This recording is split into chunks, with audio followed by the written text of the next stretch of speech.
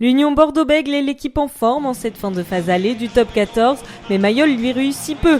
La dernière victoire girondine sur la rade date d'il y a 17 ans. L'UBB est conquérante, mais ça pêche en conquête.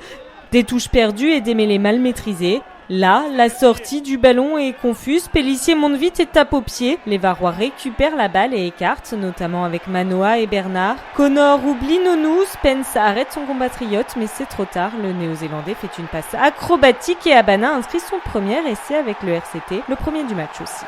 Le tournant du match est à la 22e avec Monsieur Cardona. Ce monsieur donne marche sur le visage d'un joueur qui est au sol.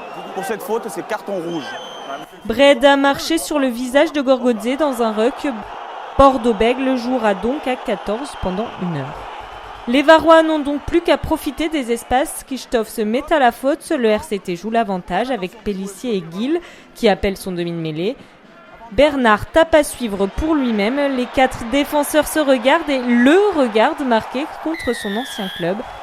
Ça faisait plus de 2 ans qu'il n'avait pas inscrit d'essai.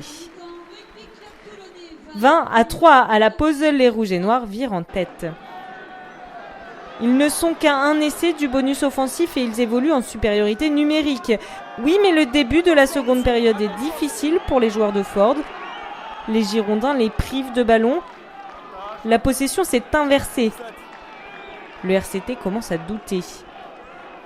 L'UBB choisit d'écarter et elle va surprendre la défense. Elle joue son 4 contre 1, Bernard se trompe de trajectoire et Ashley Cooper s'infiltre dans l'intervalle.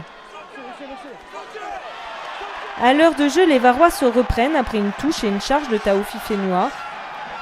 À l'image de Van der Merwe, les avants laissent leur puissance s'exprimer. Les Bordelot-Béglés sont un de moins, ils subissent les assauts de leur adversaire. Après plusieurs temps de jeu, ça va payer.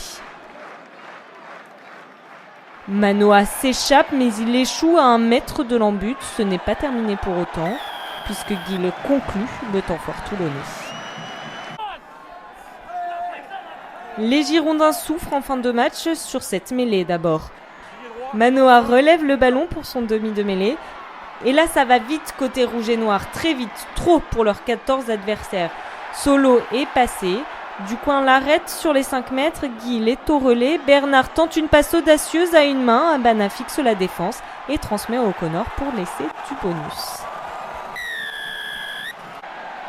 Les Toulonnais ne s'en contentent pas. La défense bordelaise répond à la puissance des avants rouges et noirs, mais elle est trop concentrée sur ce ruck et oublie le grand côté.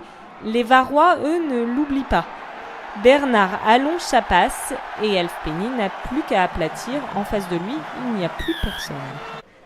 37-10, le jeu de Ford commence à se mettre en place et le RCT termine la phase allée sur le podium.